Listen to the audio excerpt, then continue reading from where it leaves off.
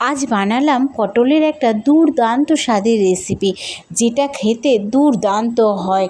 আর আমি এখানে বানিয়েছি সোয়াবিন বড়ি দিয়ে। আর সোয়াবিন বড়িগুলোকে আমি আগে সেদ্ধ করে নেব।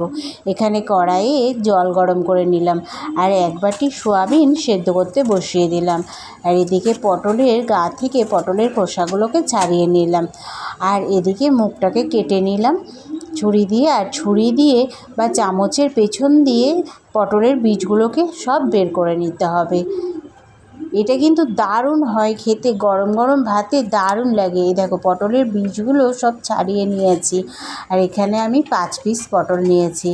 এবার একটা মিক্সির জারের মধ্যে পটলের বীজ আর সেদ্ধ করা সয়াবিন দিয়ে আর দুটো শুকনো লঙ্কা দিয়ে একটা ভালো পেস্ট বানিয়ে নেব। এদিকে মশলাও করে নিলাম, আদা রসুন কাঁচা লঙ্কা আর টমেটোমের একটা পেস্ট বানিয়ে নিলাম।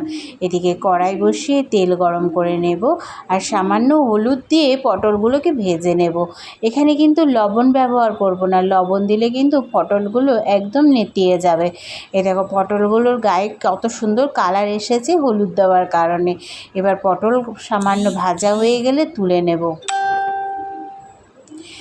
এবার পটল তুলে নিয়ে পুরটাকেও আমি তৈরি করে নেব। এখানে দিয়ে দিলাম ওই তেলেই জিরে ফোড়ন দিয়ে বেটে রাখা সোয়াবিন আর ওই পটলের দানাগুলো দিয়ে বেটে রেখেছিলাম সেটা দিয়ে দিলাম। আর সামান্য লবণ হলুদ গুঁড়ো দিয়ে দিলাম। আর দিয়ে দিলাম কোচানো পেঁয়াজ।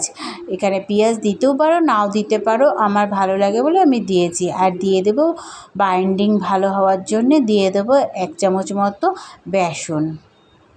এই দেখো পুরটা তৈরি হয়ে গেছে। এবার ওই পটল ভাজার থালাতেই পুরটা তুলে নেব। আর এবার পুরটা ঠান্ডা হওয়া পর্যন্ত অপেক্ষা করব।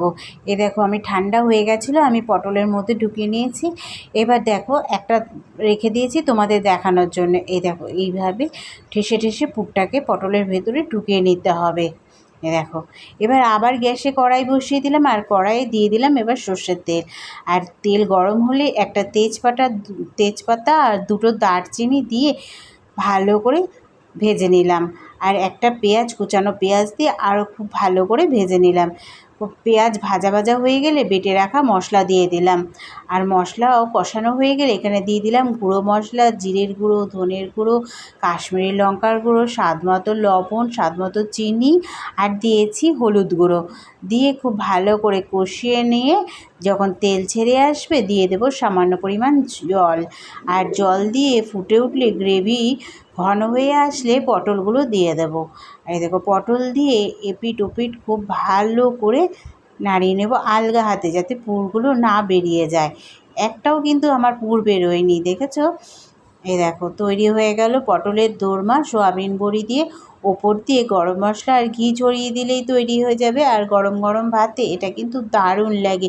তোমরাও কিন্তু বাড়িতে বানিয়ে নিও আর কমেন্টে জানিও কেমন হয়েছিল খেতে।